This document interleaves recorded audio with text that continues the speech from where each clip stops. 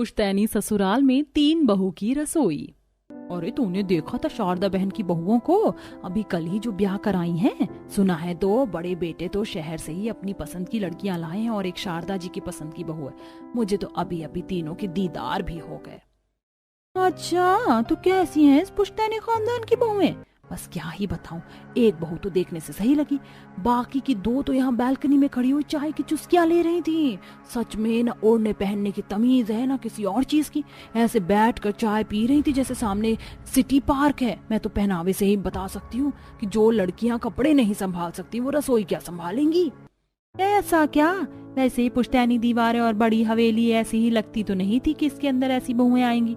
शान तो अलग ही थे शारदा देवी के। मोहल्ले की औरतें ऐसे ही बातें बना रही थीं। ये कहानी है उजाला गांव के एक पुश्तैनी खानदान की, जो अपने रीति रिवाजों और पुश्तैनी तौर तरीकों की वजह से सारे गांव में जाना माना जाता था। अब उन्हीं पुश्तैनी हवेली में पले बड़े 3 भाइयों की शादी हो चुकी थी, जिनमें से सास सबसे छोटी बहू अपनी पसंद से एक गरीब घर से लाई थी और बाकी की 2 को उसके बेटों ने खुद पसंद किया था। जहां दीवारों के बाहर दुनिया बातें बना रही थी, वहीं दीवारों के अंदर का माहौल कुछ ऐसा था। मानवी और माया, तुम दोनों मेरे घर की बड़ी बहुएं हो और तुम सिर्फ मेरे घर की बहुएं ही नहीं, इस परिवार की, इन पुश्तैनी दीवारों की शान और इज्जत भी हो। मैं नहीं चाहती कि तुम्हारी कोई छोटी सी भी गलती हमारे लिए बदनामी या बेइज्जती का सबब बन जाए, इसलिए मैं तुम्हें समझा रही हूँ। ये छोटे छोटे या मॉडर्न कपड़े अब से तुम मेरे घर में नहीं पहनोगी। जाओ इन कपड़ों को बदल कर आओ और वैसे ही कपड़े पहनो जैसे तुम्हारी देवरानी शगुन ने पहने हुए हैं। माँ जी, क्या आपको तो बस कपड़ों की लगी गई है?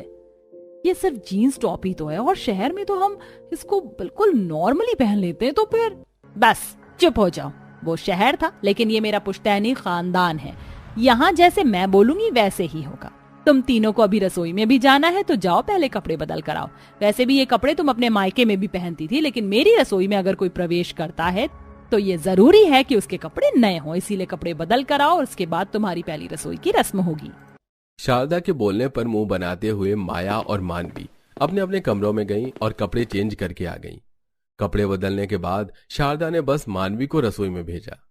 अब से एक एक दिन के हिसाब से रसोई तुम तीनों की रहा करेगी। ध्यान रहे, मेरी रसोई में नए कपड़े पहनकर ही प्रवेश होना चाहिए, समझ आया? मानवी बहू, तू सबसे बड़ी है तो जा, तू रसोई से शुरुआत कर। आज से मैं रसोई से इस्तीफा देती हूँ। तुम तीनों ही अब मेरे घर की रसोई संभालना। जा बहू, मुझे तुझसे बहुत उम्मीदें हैं। अच्छा सा खाना बनाना।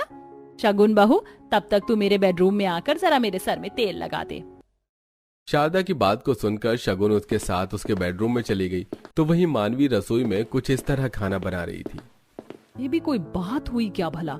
जब भी रसोई में आओ तो नए कपड़े पहनो। अच्छा ड्रामा है। वैसे अभी ये सब सोचने का नहीं, बल्कि ये सोचने का वक्त है कि मैं इन पुश्तैनी लोगों को बनाकर क्या खिलाऊं। मुझे तो ये नहीं पता कि इनमें आटा कौन सा है और मैदा कौन सा। मैं क्या खाक पुश्तैनी पकवान बनाऊंगी। मेरे बस की नहीं है इतनी टेंशन लेनी। अभी ऑर्डर करती हूँ जोमेटो से हक्का नूडल्स, पिज्जा और बर्गर। सभी खुश हो जाएंगे और बच भी जाऊंगी।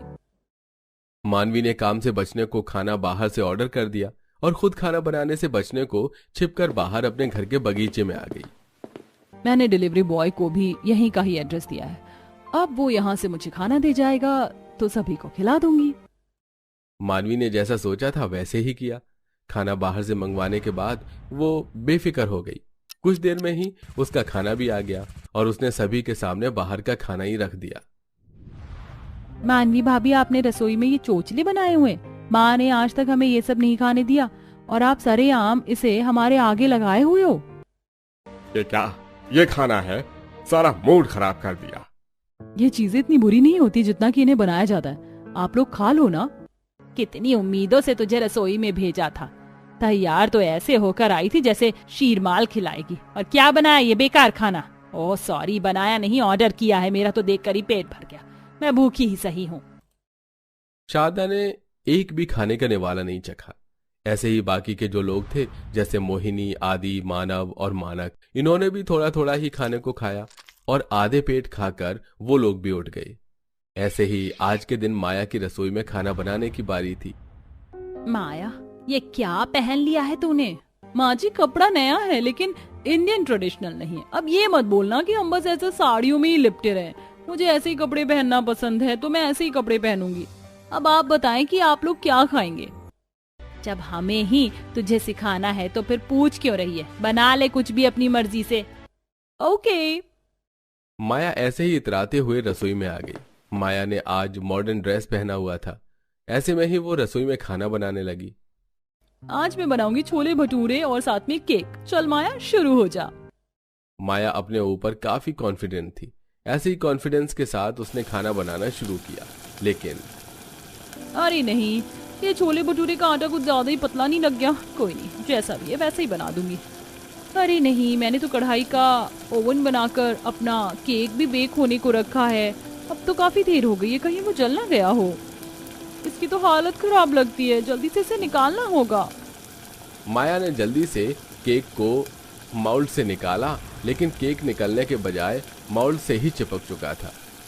कैसे कैसे ही वो आधा टूटता हुआ मोल्ड से निकला और आधा बर्तन में ही रह गया।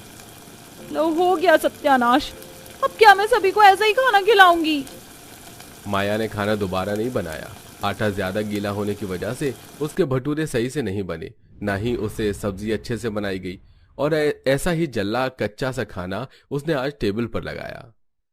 भाई, आज तो सही खाना मिल जाएगा ना? बड़ी भूख लगी है। वैसे क्या बनाया आज तुमने माया? आज तो तुम्हारी रसोई की बारी थी ना? मैंने बनाया केक और साथ में छोले भटूरे। अरे वाह, छोले भटूरे मेरे फेवरेट। चलो, आज तो कुछ सही खाने को मिलेगा।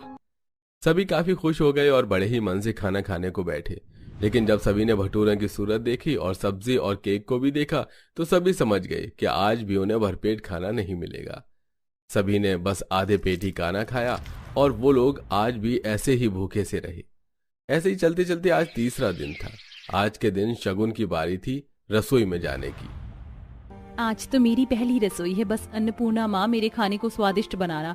मैंने नई ड्रेस पहन ली है, अब बस रसोई में जाकर अपना जादू चलाऊंगी। शगुन भाभी आपको माँ बुला रही है।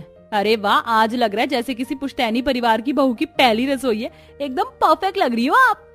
माला ऐसे ही तारीफ करते हुए शगुन को नीचे लेकर आई और कपड़े तो एकदम लाजवाब है मेरी बहू के। बस बहू अपने हाथों के खाने का स्वाद ऐसा रखना कि 2 दिनों से जो ये भूखापन है ना, वो सारा चला जाए। शारदा को शगुन से भी काफी उम्मीदें थीं। शगुन जब रसोई में आई, ये क्या, सारी रसोई फैली पड़ी है। नौकरानियों को रसोई में आने की इजाजत नहीं है और कल नए कपड़े पहने बस माया भाभी ही रसोई में थी। उन्होंने ही ये गंद फैलाया है। मैं पहले इसे साफ करती हूँ, उसके बाद मैं सभी के लिए खाने में खीर, पूरी सब्जी और रायता बनाऊंगी। शगुन ने ऐसे बोलकर सबसे पहले रसोई को साफ करना शुरू किया। रसोई कुछ देर में ही साफ हो गई, जिसके बाद फिर शगुन ने खाना बनाया। अरे वाह, आज तो अन्नपूर्णा माँ की कृपा बरस रही है मेरे ऊपर, तभी तो इतनी अच्छी फूली फूली पूरियां बन रही हैं। बस माता मेरे ऊपर ऐसे ही अपनी कृपा बनाए रखना। शगुन खुश हो गई थी। उसका खाना काफी अच्छा जो बन रहा था। कुछ ही देर में उसने अच्छे से खाना बना लिया, जिसके बाद सभी खाना खाने को बैठे और अरे वाह, इसको बोलते हैं खाना। मुझे तो पता था कि चाहे जो हो, मेरी शगुन बहू गुणों में सबसे आगे निकलेगी। आज का खाना ऐसा बना है कि मेरा शगुन भी देने का अंदर से दिल कर रहा है। ये ले बहू तेरा शगुन। हाँ, आज तो सच में बहू ने काबिले तारीफ खाना बनाया है। शारदा की बात को सुनकर दोनों बहुएं शगुन से जल गईं। शारदा ने शगुन को शगुन दिया और उसके खाने की भी काफी तारीफ की। खाना खाने के कुछ देर बाद, मानवी भाभी, अब कल तो आपकी बारी है सभी के लिए खाना बनाने की। आपके पास नई ड्रेस है क्या कल पहनने को? नहीं नहीं, मेरे पास नहीं है। चलो आज लेने चलेंगे। क्या बातें चल रही हैं आप लोग? अपनी रसोई के लिए ड्रेस लेने जाने को सोच रहे हो क्या? मेरे पास भी कपड़े नहीं है, क्या मैं भी आपके साथ चलूं कपड़े लेने? बिल्कुल भी नहीं। तुम ज्यादा अच्छी गुड़ी और ज्यादा ही संस्कारी बहू हो ना, तो अच्छा रहेगा कि तुम हमसे दूर ही रहो। हम दोनों साथ में शॉपिंग कराएंगे। आज शगुन की तारीफ होने से मानवी और माया दोनों उससे जल गई थी, जिसकी वजह से उन दोनों ने उसे अपने साथ शॉपिंग पर ले जाने से मना कर दिया। अपनी सास से पूछकर मानवी और माया दोनों मॉडर्न कपड़े खरीदने को निकल गईं। माया, देखना ये डेनिम ड्रेस कैसा है। सो गॉर्जियस, मैं भी ऐसा ही कोई पीस लूंगी। एक तरफ मानवी और माया दोनों शॉपिंग में मगन थी, तो वहीं दूसरी तरफ शगुन। मुझे तो वो लोग अपने से अलग तरीके से ट्रीट कर रही हैं। अब मेरे खाने की तारीफ हुई या माँ जी को मेरे तौर तरीके ज्यादा अच्छे लगे तो इसमें मेरी कोई गलती है क्या? अब से 3 दिन बाद मुझे फिर रसोई में जाना है। उसके लिए मेरे पास कपड़ों का होना भी तो जरूरी है। एक काम करती हूँ, माँ जी ने जो मुझे साड़ी दी थी वो बिल्कुल सादी साड़ी है, उससे अनारकली ड्रेस सिल लेती हूँ। इससे वो पहनने में भी आ जाएगी और मेरे कपड़े भी नए हो जाएंगे। शगुन को सिलाई का शौक था और उसे अच्छे से सिलाई करनी भी आती थी, जिसकी वजह से उसने आसानी से साड़ी से अपने लिए अनारकली ड्रेस सिल लिया। वहीं दूसरी तरफ मानवी और माया मॉडर्न कपड़े ही अपने ससुराल में लेकर पहुंची और अगले दिन मानवी ने खाना बनाने को एक मॉडर्न ड्रेस ही कैरी किया। ये मॉडर्न ड्रेस पहनकर ठाट बाट तो ऐसे बनाकर रसोई में गई थी जैसे कि ना जाने क्या ही बनाकर खिला देंगी, और बनाया यही बेकार का जला हुआ कच्चा पक्का खाना। जाओ उठा लो इस खाने को, मैं ऐसा खाना नहीं खा सकती हूँ। शारदा गुस्सा हो गई थी क्योंकि उसकी बड़ी बहुओं को कुछ करना नहीं आता था। आज मानवी ने खाना बनाया, जिसकी वजह से आज भी सभी भूखे पेट ही खा खा कर उठे। सभी अपने कमरों में बैठे हुए बोर हो रहे थे कि तभी बारिश शुरू हो गई। बारिश आ रही है, भूख भी लगी है और दिन खाने को आ रहा है। एक काम करती हूँ, बारिश का मौसम है, सभी के लिए चाय पकौड़े बनाकर छत पर ले जाती हूँ। आज चाय के साथ पकौड़ों को छत पर एंजॉय करेंगे तो सभी का दिल भी लग जाएगा और पेट भी भर जाएगा। शगुन ने जैसे ही बोला वैसे ही किया। वो रसोई में गई और वहां जाकर उसने आलू, प्याज, मिर्ची और पालक के पकौड़े बनाना शुरू कर दिया। साथ ही उसने चाय भी बनाई। वाह, पकौड़ी और चाय कितनी अच्छी महक आ रही, सच में खाकर मजा ही आ जाएगा। चलो सभी को बुला लेती हूँ। माला, माँ जी, जेठानी जी, जेठ जी और आदि जी सभी आ जाइए। क्या बात है बहू, कैसे आवाज लगा रही है? माँ जी बारिश आ रही है और देखो मैंने बनाए हैं बारिश की जान चाय और पकौड़े। चलिए ठंडे ठंडे इस मौसम को छत पर चलकर सभी एंजॉय करते हैं। वैसे भी बोरियत के वक्त परिवार के साथ मनोरंजन करने से अच्छा कुछ नहीं है। अरे वाह, यह हुई ना मेरी बहू वाली बात। वाह भाभी, भूख भी लगी थी, आपने तो दिल की आवाज सुन ली। बहू, लेकिन आज तो मानवी रसोई में खाना बना रही थी, तो तूने रसोई में जाने से पहले नए कपड़े पहने कि नहीं? देखो माँ जी, खुद सिलकर पहना है। अरे वाह, चलो भाई ऊपर चलो। सभी लोग खुश होते हुए छत पर आ गए। पुश्तैनी परिवार की छत भी बहुत ही ज्यादा बड़ी थी। छत पर एक जगह ऐसी बनी हुई थी जहां से बरसात का मजा लिया जा सके। एक छोटी सी छत का खुला हुआ हिस्सा था जिसमें सभी जाकर बैठ गए और बारिश में चाय पकौड़े एंजॉय करने लगे। मेरे आदि की पत्नी में तो कोई कमी नहीं है और मेरी उम्मीदों से आगे ही है शगुन। लेकिन मानवी और माया को नहीं पता कि ससुराल और उसकी रसोई को कैसे संभाला जाता है।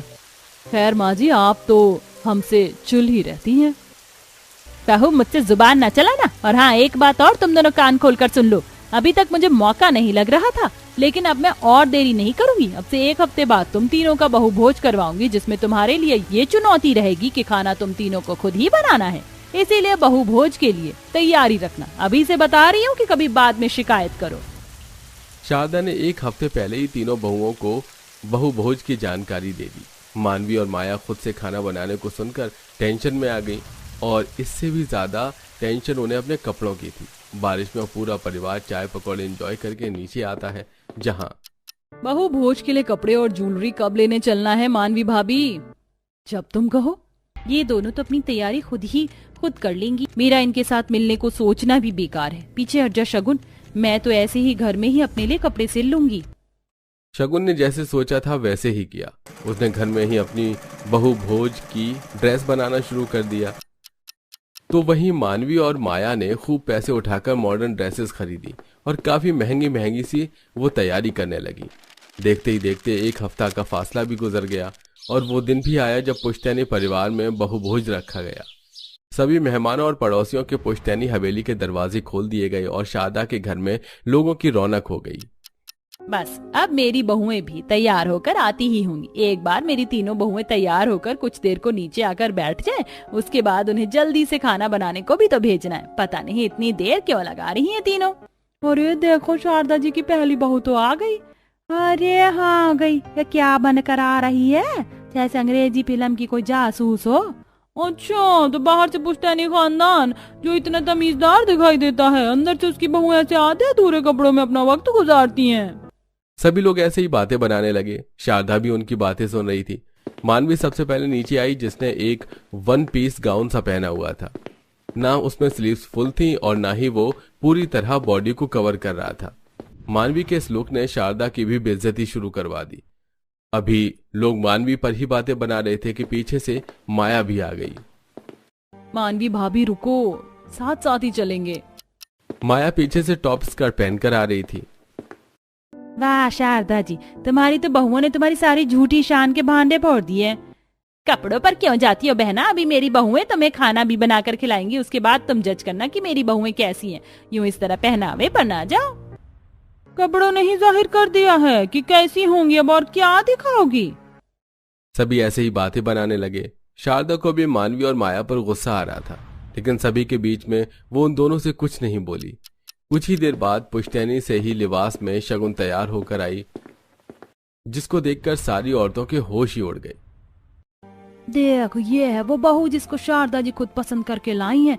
सुंदर है ना? रंग रूप तो इसका ज्यादा खिला हुआ नहीं है, लेकिन खानदान के हिसाब से इसे समझ है कि कैसे रहना है। पहले वाली दोनों ने तो बेइज्जती करवा डाली, लेकिन ये कुछ सही सी लग रही है। सभी को शगुन का लुक देखकर अच्छा लग गया।